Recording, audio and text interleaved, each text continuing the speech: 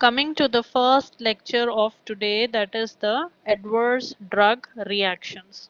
So in the first week, we had studied the definitions of adverse drug reactions and side effects and many other definitions. Now in today's class, we are going to see in detail what do we mean by an adverse drug reaction, what are the different types of adverse drug reactions, and what can be done to prevent these adverse drug reactions. So these are the basic things which we are going to into class. So coming to the introduction, the definition of adverse drug reaction. So an adverse drug reaction is an undesired or unintended response to a drug. So the response to a drug that is not good or that is not desired is known as an adverse drug reaction, and it can usually occur with the normal therapeutic doses, and it is also harmful.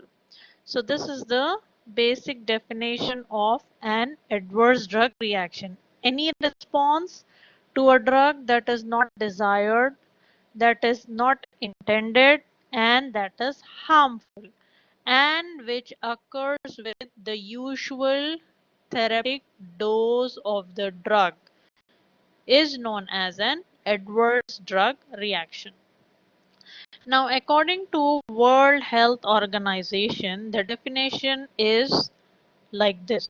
Response to a drug that is noxious, that is noxious means harmful, and unintended, and that occurs at doses which are used in humans for either prophylaxis, diagnosis, or therapy of a disease. So whether the drug is used for prophylaxis or diagnosis or the treatment of a disease, if it is causing any harmful effect or any unintended effect, then that is classified as an adverse drug reaction.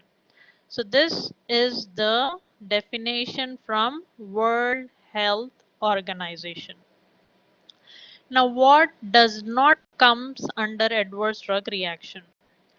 Therapeutic failures, overdoses if they are given, drug abuse if the people are abusing the drug, that means using the drug for some other purposes, non-compliance if the patient is not compliant with the drug, or medication errors if there are any errors in the prescription or in the dispensing that are excluded from the adverse drug reactions. So, overdoses, therapeutic failures, drug abuse, non-compliance, and medication errors do not include under adverse drug reactions. That means if anything happens to the patient due to an overdose or due to drug abuse or due to a therapeutic failure or due to medication errors or due to non-compliance, then that is not classified as an adverse drug reaction.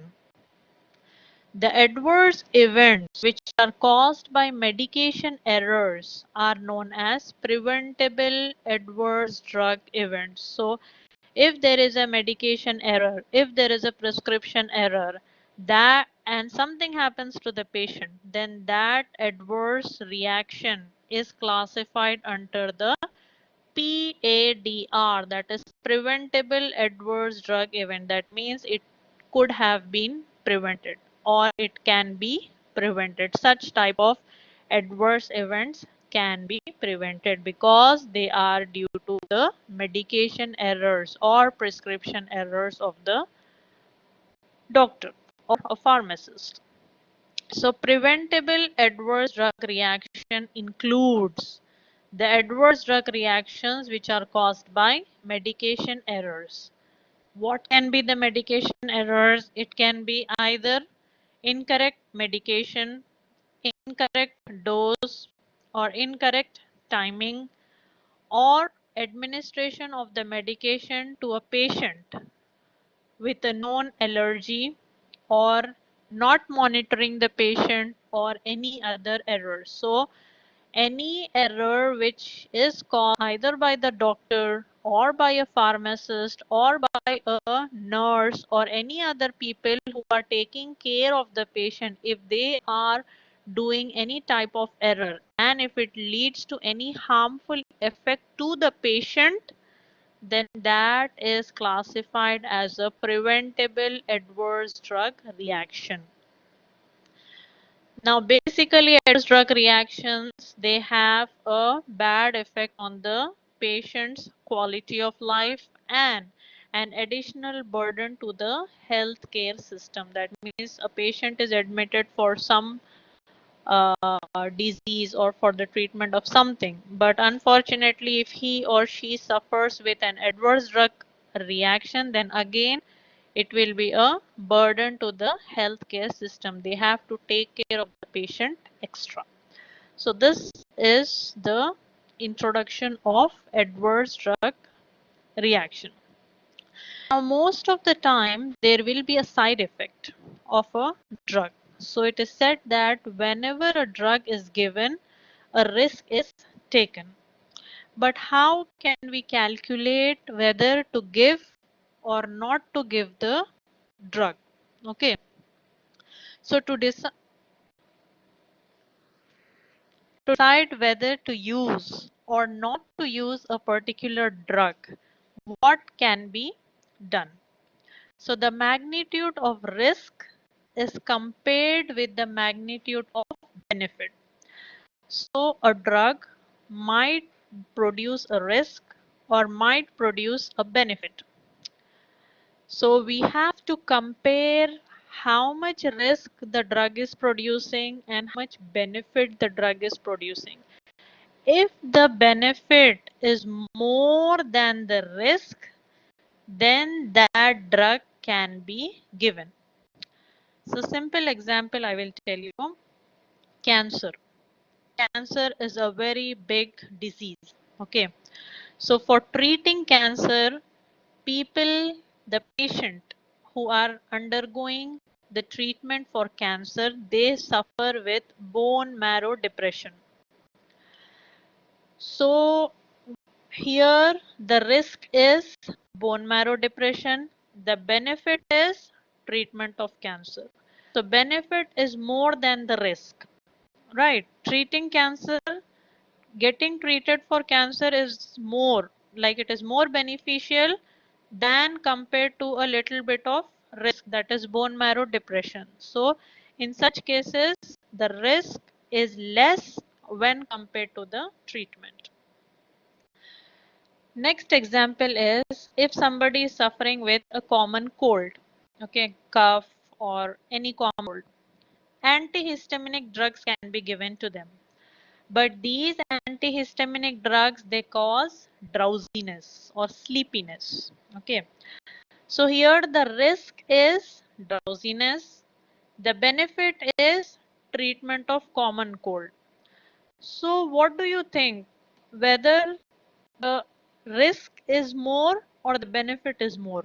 What is more?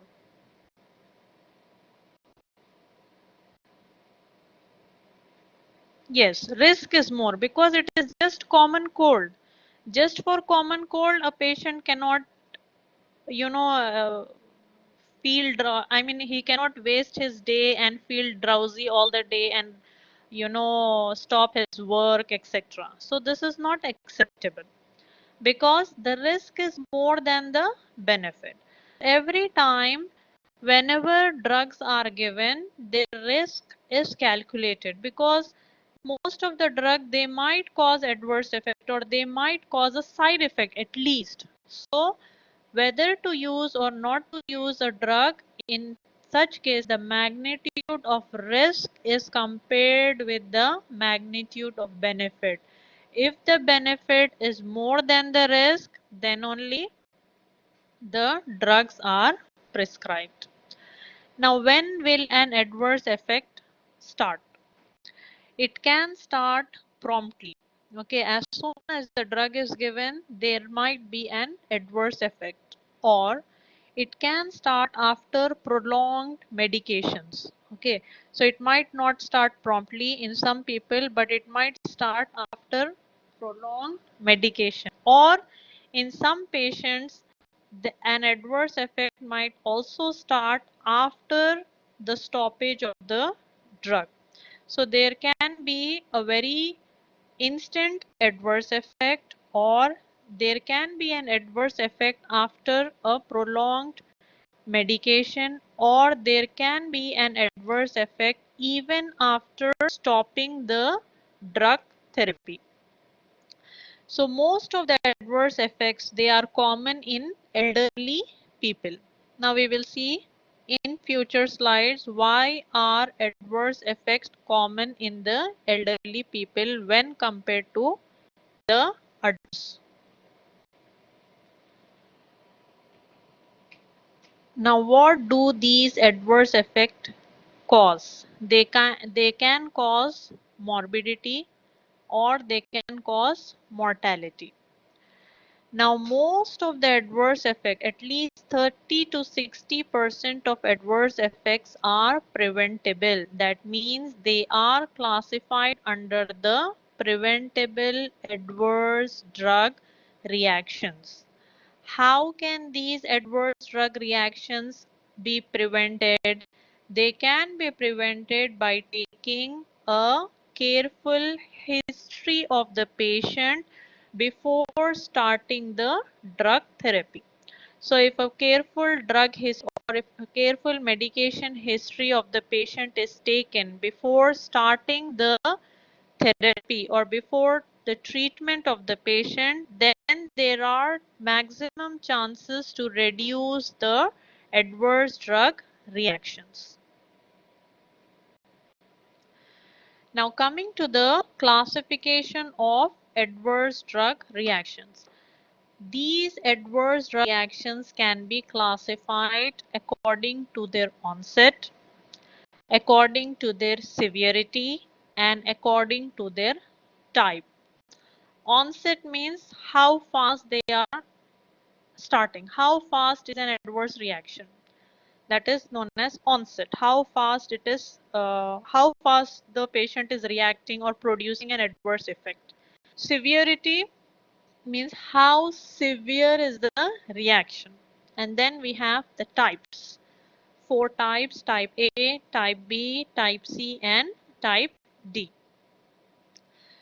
The severity scale, the classification according to the severity is known as Hartwig Severity Scale. The classification according to the type is known as Rollin-Thompson classification. So these are the people who have classified adverse drug reaction according to the severity and according to the type. So we are going to see one by one each class and their subclasses with the help of examples. Onset of event. It is divided into acute, subacute, and latent. An acute adverse drug reaction means this type of reaction will start within 60 minutes of administration of the drug. So if a patient develops any reaction within 60 minutes, it is classified as an acute reaction. Example is anaphylactic shock. So anaphylactic shock basically occurs in some people if they are exposed to sometimes penicillin, if they are allergic to penicillin, or any other drug. If they are allergic to that drug, anaphylactic shock occurs in the patient as soon as the drug is given within 60 minutes. Now, anaphylactic shock means what? There will be a drop in blood pressure, difficulty in breathing, very rapid and weak pulse rate will be there. The patient becomes blue. The patient starts to develop allergy all throughout the body, and in some cases it might be fatal also. So that is known as anaphylactic shock.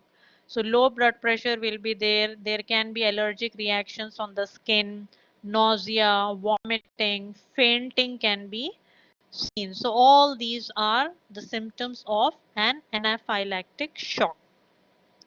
Subacute adverse drug reaction means it can occur after 1 to 24 hours giving the drug. So it might cause maculopapular rash, that is a type of allergic reaction on the skin, and it might also cause serum sickness. Serum sickness usually occurs after an injection of serum, which might cause fever or stiffness in the joints, etc.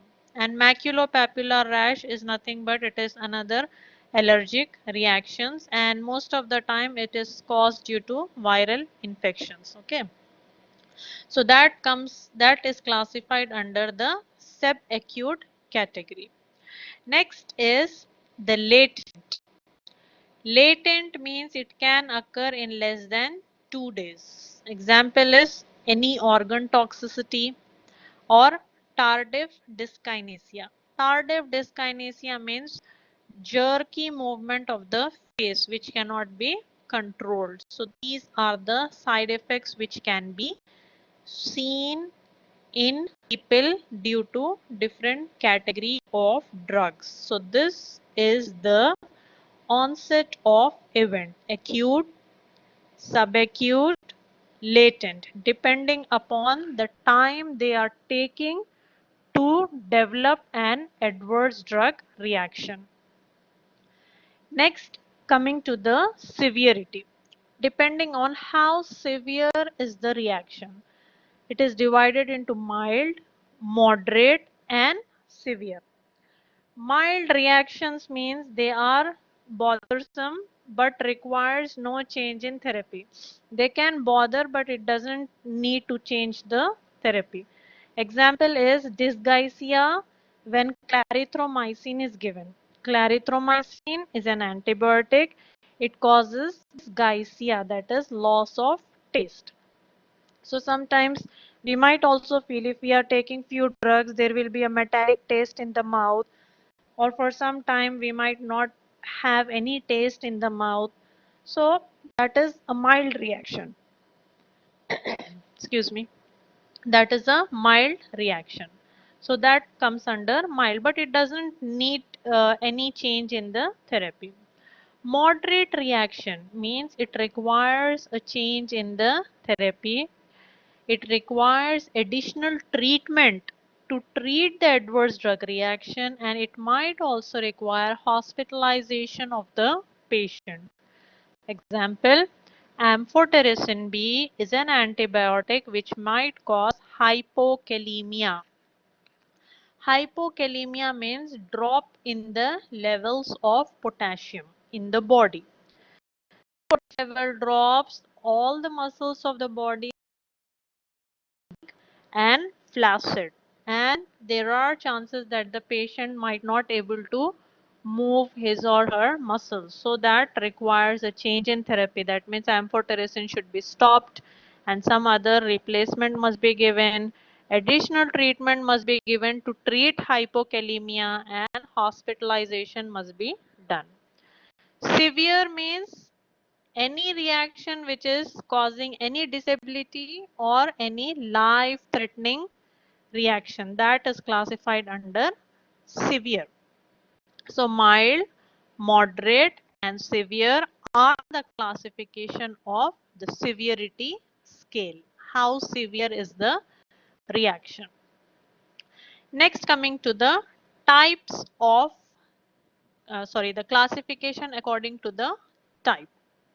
Type A, type B, type C, and type D. So type A. Type A is nothing but it is an extension of a pharmacological effect, or you can say the extension of a beneficial effect. Whatever the drug is doing, there can be a little bit of extension of that effect. It is usually predictable. The doctor knows that this might happen. He or she tells the patient also, okay, if you take this drug, you might suffer from something These are the things you might suffer. And it is dose dependent. That means as the dose increases, the severity, I mean the adverse reaction can also increase. So 2/3 of the adverse drug reactions are classified under the type A. That means if you classify the ADR into 3 parts, 2 parts are classified under the type A category. For example, anticholinergic drugs, if they are given, they might cause dry mouth. Antihistaminics, we have just now said antihistaminics causes sedation.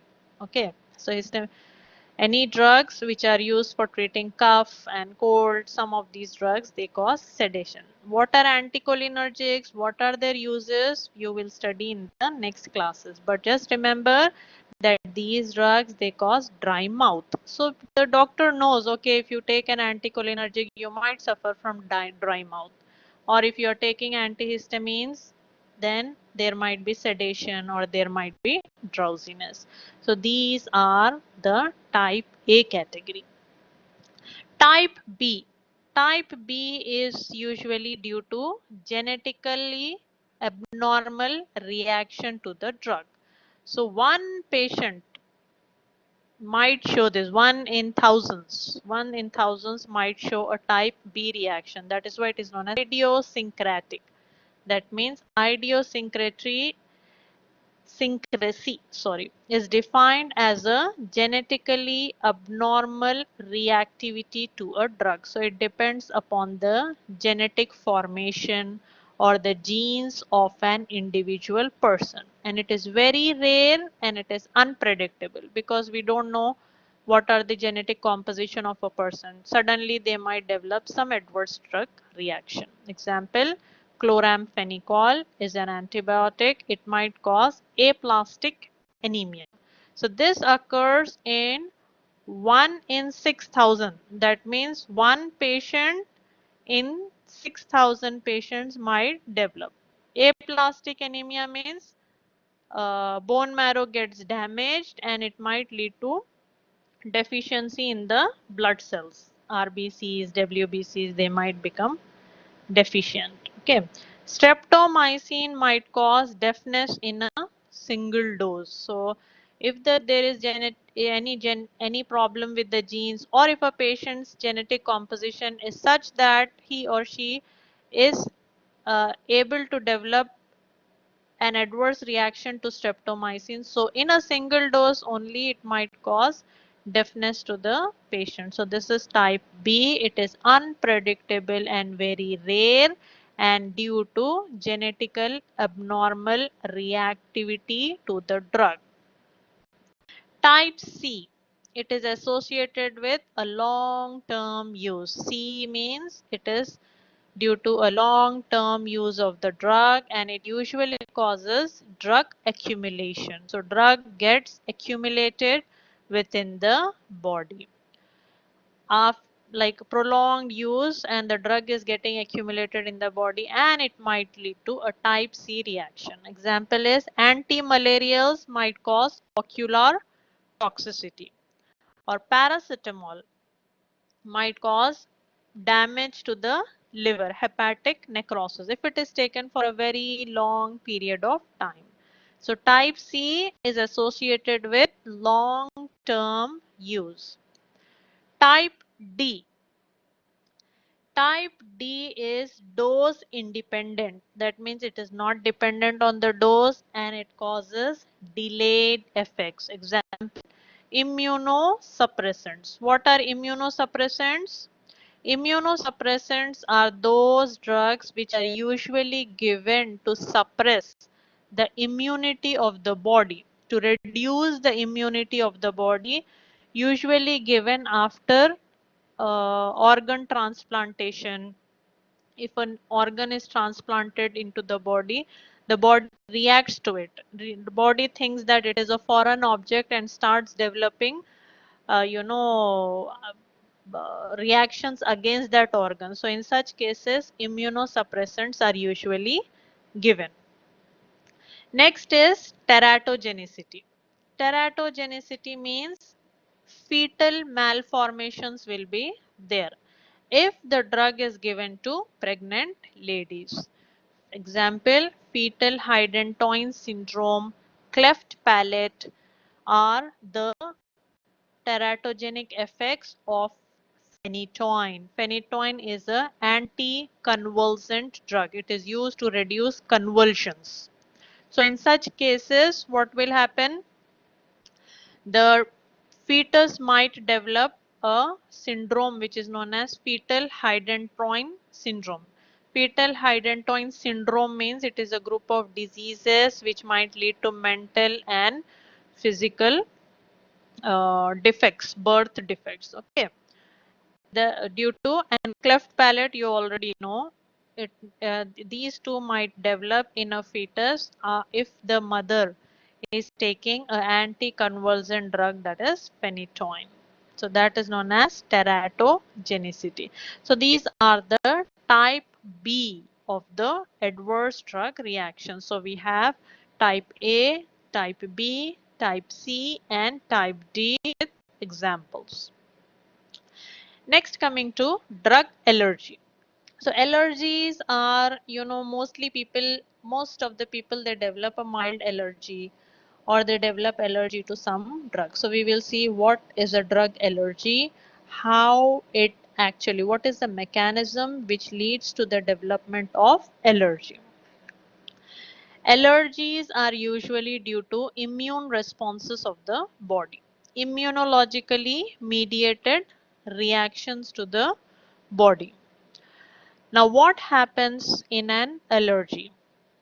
In an allergy, the drug or the metabolite of the drug, it acts as an antigen and it produces antibodies in the body of the patient. So, any drug or the metabolite of the drug, it you know acts as an antigen. Usually drug allergy, it occurs due to antigen antibody reaction.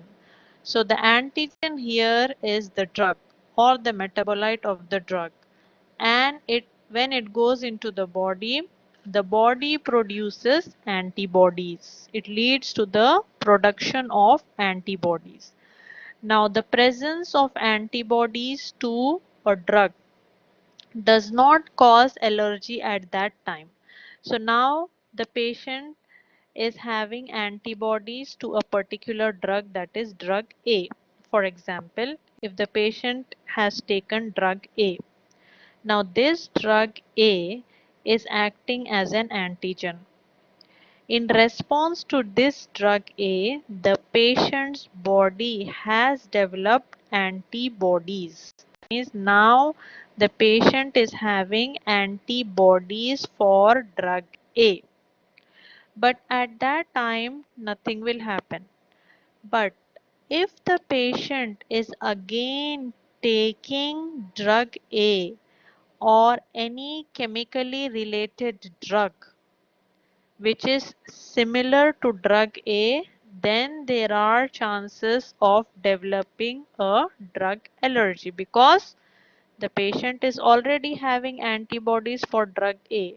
So if drug A is taken second time or any other drug which is chemically similar to drug A is taken, then an antigen antibody reaction takes place.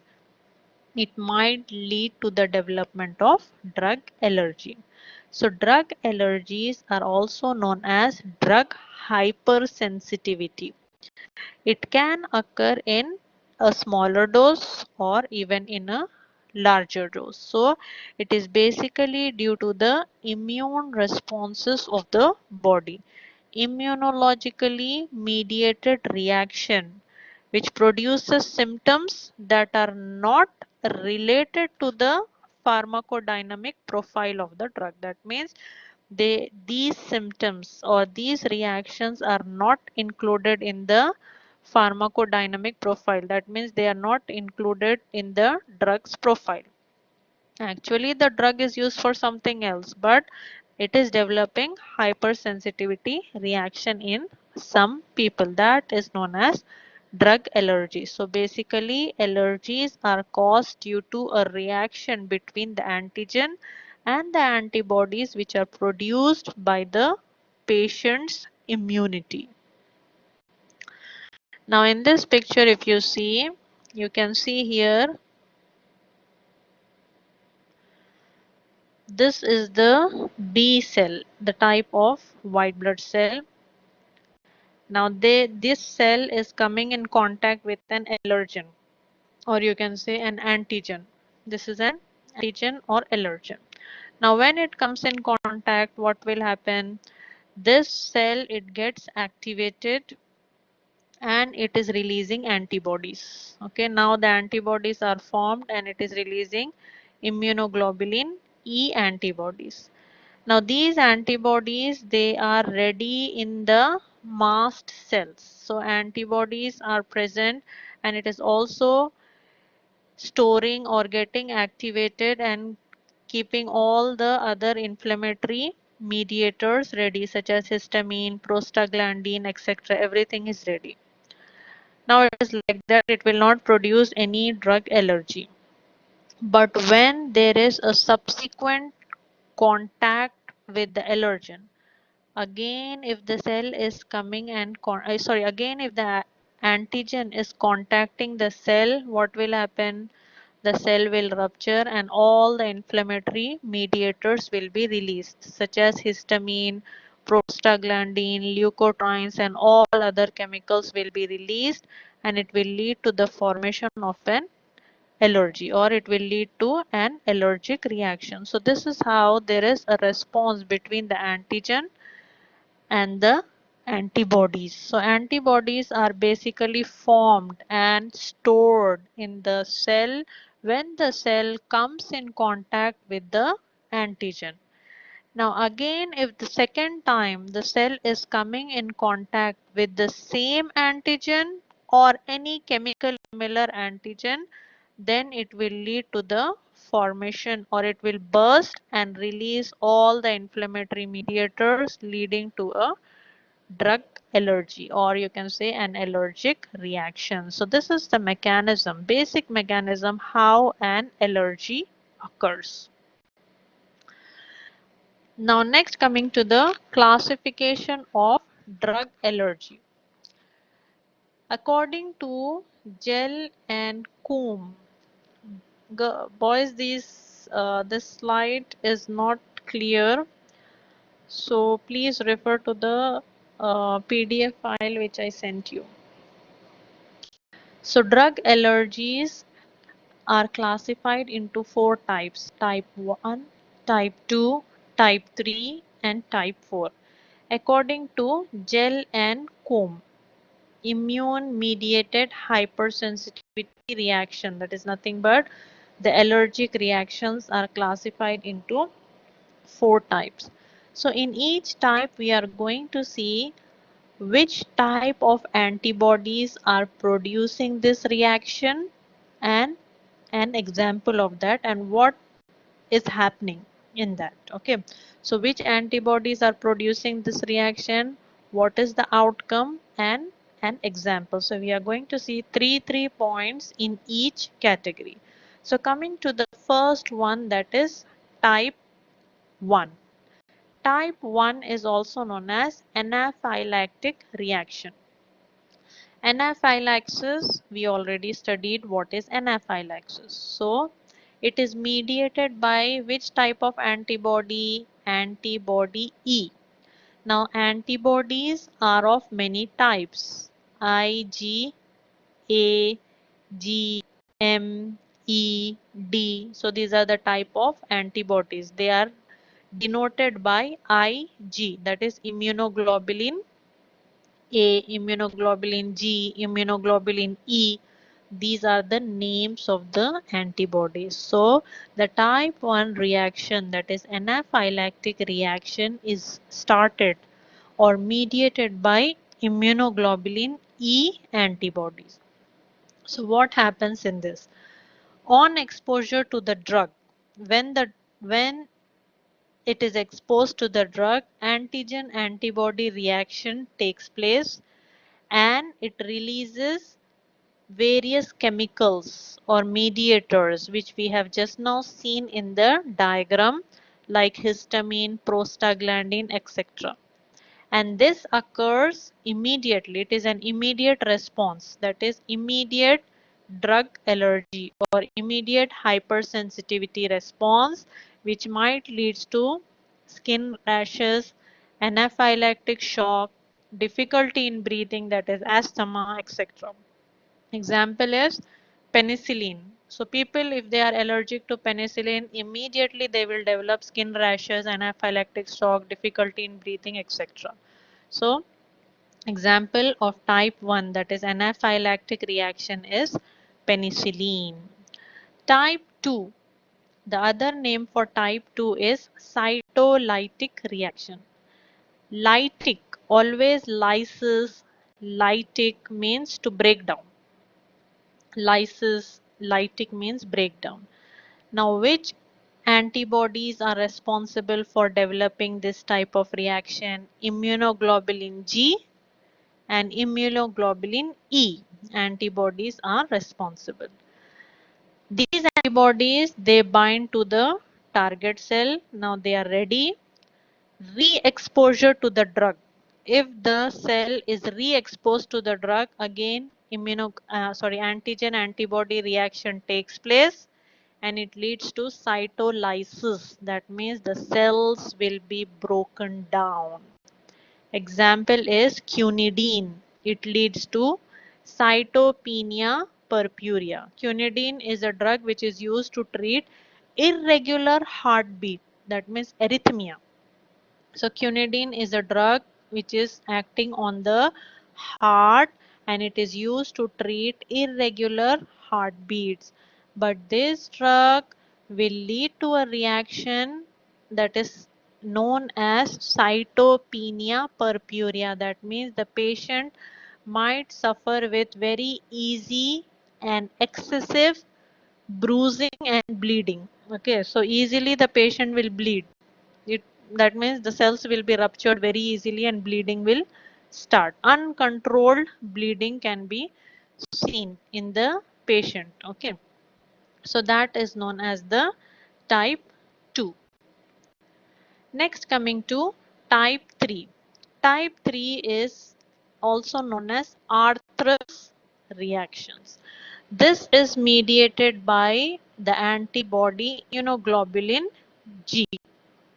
Now what happens in this? In this also antigen antibody reaction takes place and that antigen antibody reaction, the complexes of that, they are deposited in the blood vessels. They are deposited in the vascular endothelium and it will cause many inflammatory responses. Example, sulfonamides is a category of antibiotic drugs which might cause serum sickness. So we have studied what is serum sickness.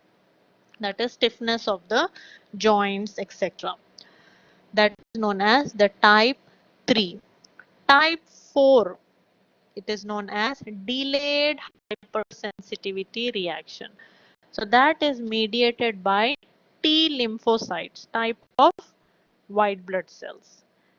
T lymphocytes, they come in contact with the antigen and then they cause an inflammatory reaction. Example, tetracyclines is also a category of antibiotics which can cause allergies, that is skin allergies, contact dermatitis, fever, etc. can be seen with tetracyclines. So these are the 4 classifications or 4 types of drug allergies: type 1, type 2, type 3, type 4. So in each category we have seen how it is mediated, that means which antibody is responsible for producing this reaction and one example and what is the mechanism. In most of the cases there will be an antigen antibody reaction. Next, coming to the risk factors. What are the risk factors of adverse drug reaction? Who can develop adverse drug reactions easily? Risk factors are age. Children and elderly people can develop it easily. If a patient is taking multiple medications, then also there are chances of an adverse drug reaction, or there are chances of drug-drug interaction also. Multiple comorbid condition, that if a patient is suffering with many diseases, many conditions, okay, then also he or she will be weak, or there are chances that they might lead to many adverse drug reactions. Inappropriate medication prescribing, use, or monitoring. So this might also lead to an adverse drug reaction. Altered physiology. If the physiology means working of the organs, if the organs are not working properly, then also it might lead to adverse drug reaction. If the drug is not being metabolized properly, or if it is remaining in the body for a long period of time, if it is getting accumulated in the body, there are chances that an ADR might develop. Prior history of ADR. If the patient is very sensitive and priorly also he or she has developed ADR, then there are chances that he or she is very sensitive and might develop adverse drug reactions easily. Extent of dose and duration of exposure. So how much, if higher doses given, then also ADR might develop. Too much of, if duration of the drug is given for a prolonged period of time, then also ADR might develop. And genetic predisposition, that means if the patient idiosyncrasy, what we have studied, right, genetically responds to the drug, that might also act as an risk factor to the adverse drug reaction. Now, when is an adverse drug reaction serious? We have seen many different types of adverse drug reactions. Some are serious, some are complicated, some are not very much complicated. But according to the Food and Drug Administration, an adverse drug reaction is a serious issue when it can result in death, or if it is life threatening, or if it requires additional hospitalization, or it prolongs the hospitalization, it if it causes disability, if it causes any congenital anomalies or problems in the fetus, or it requires intervention, that is either to stop the drug or to change the drug or any other intervention to prevent permanent injury. So if these categories or any one of these category is fulfilled, then an adverse drug reaction is said to be serious according to FDA. Now, how can we prevent it? We have seen the different types. We have seen how many people are affected. What is the percentage of people that are getting affected? What are the different examples? What are the different drugs that are causing? But how can we prevent it? The 5 R's are responsible. Right patient, right drug, right dose, right time, and right route. So these are the things which can be followed to prevent it. Never use any drug until there is a good indication. For pregnant people, the drug must be used unless and until it is very, very necessary. Allergy and idiosyncrasy are important causes of ADR, but we don't know whether the patient is allergic to the drug. We don't know whether there is any genetic problem in the patient, or his or her genes might react to the drug. So what can be done? Patient's medical history has to be asked. Previous, did he or she suffer with a previous reaction, etc. So good medical history can be taken to reduce allergy and idiosyncrasy cases. And also patient should be asked if he or she is taking any other drugs or any other self medications, etc. Age, hepatic and renal diseases may also lead to the development of allergic reactions. So in such cases, smaller doses must be given because as the age progresses, clearance of the drug will be reduced. So renal functioning will be reduced, liver functioning will be reduced. So in such people, the elderly people, smaller doses should be given. Genetic factors might also lead to adverse drug reactions. So always a good patient history must be taken in order to reduce majority of the adverse drug reactions. Prescribe as few drugs as possible and give clear instructions. Use wherever possible familiar drugs, the drugs which are already in the market, the drugs which are safe for majority of the people. Such type of drugs should be chosen and used. With new drugs, if the new drugs are prescribed, then the doctor should be alert for an adverse drug reaction or an unexpected event. Okay, there might be an adverse drug reaction because the drug is new. Correct administration technique must also be employed. The another important thing for preventing the adverse drug reaction is to report the adverse drug reaction. If the adverse drug reactions are reported, the pharmaceutical company, whoever have developed the drugs, there are chances they can chemically modify it and then produce better drugs. So, who is responsible for reporting the adverse drug reactions? So, the doctors and also the patients, they have to report if they are suffering with any adverse drug reaction. So patients should report to the doctors. It is the responsibility of the doctors to keep the to jot down all the ADRs and then report it to the higher authorities. So provides clinicians and healthcare companies valuable insight into the toxicity profile of an agent. Now, many adverse drug reactions are preventable. As I told you, 30 to 60% of adverse drug reactions are preventable. But some effects cannot be avoided. Some effects that are, for example, in a chemotherapy, if a patient is getting treated for cancer, there are chances that he or she develops nausea or suffers with nausea. So this is actually a side effect or a minor effect. As I told you, the magnitude of risk has to be compared with the magnitude of the benefit. So such type of things, they cannot be preventable because they are used for treating a bigger condition or a bigger disease.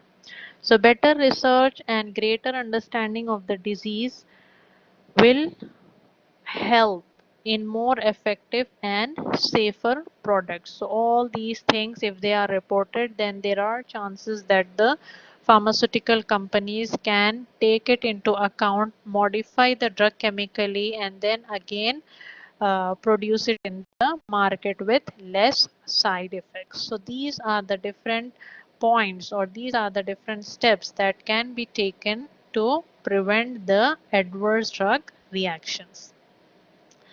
Now there are many published articles which shows the different adverse drug reactions. So I have chosen two reviews, that is two systematic reviews which are showing about the different adverse drug reactions. So according to the first article, this is published in 2020. That means it is published in this year only, and it is published in a very reputed journal, that is BMC Health Service Research. So what is it telling? Adverse drug reactions in primary care, a scoping review.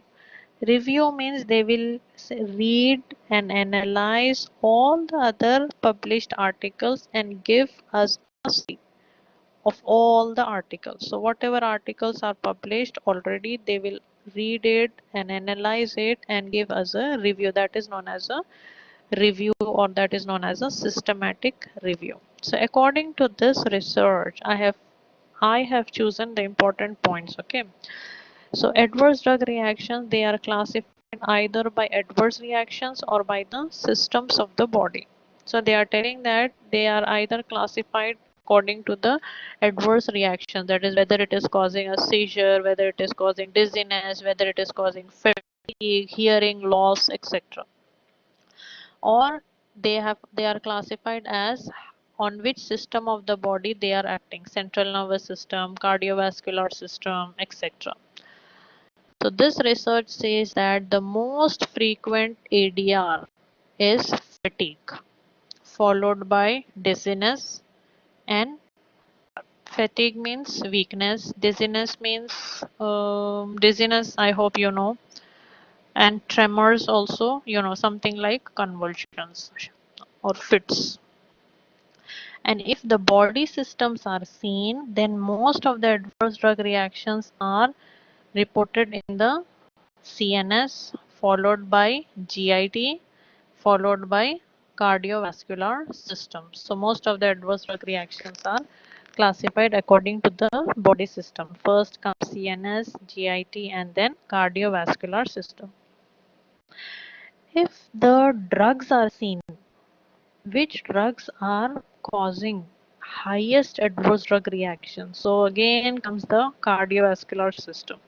Cardiovascular system drugs which are acting on the cardiovascular system are causing highest number of adverse drug reactions, followed by warfarin, psychosis, antipsychotic drugs, and opioid analgesics. The analgesics which are acting in the brain.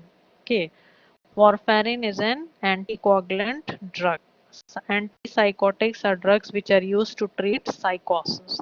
So if the category of drugs are seen, it is like this. If the body systems are seen, it is like this. And if the adverse effect is seen, it is like this. So these are the classifications, or you can say the most frequently caused adverse drug reactions, the most frequent body systems affected, and the drugs which cause the highest number of adverse drug reactions. In the next article, which is also published in a very good journal, that is PLOS One, and it is also a systematic review. A systematic review of systematic reviews. That means they are seeing all the systematic reviews and giving us a summary. So in this, they are basically concentrating on preventable adverse drug reactions. So what are they saying? They are saying that central nervous system depressants, that is sedatives, antipsychotics, are associated with an increased risk of PED. That means the drugs which are acting on the CNS, the drugs which are depressing the CNS, they are producing more preventable ADRs. That means such type of ADRs can be prevented.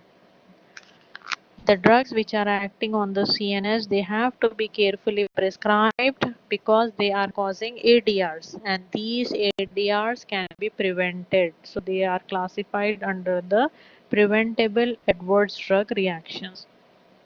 Apart from that, other drugs which are also identified and associated preventable adverse drug reactions, they include antibiotics, antihypertensives, that is the drugs which are used to treat blood pressure, diuretics, the drugs which increase the urination. Also they are used for treating blood pressure. NSAIDs, that is non-steroidal anti-inflammatory drugs such as Panadol, Brufen, painkillers, you can say in simple words, electrolytes, analgesics, the drugs which reduces pain, and insulin. So there are many adverse drug reactions which are originating with or which caused with these category of drugs, but they can be prevented. That is why they are saying that preventable adverse drug reactions are identified with antibiotics, antihypertensives, NSAIDs, insulin, analgesics, etc. Among all these, CNS depressants have been associated with the most increased risk of preventable adverse drug reactions. So this is about the adverse drug reactions. Is it clear for all of you?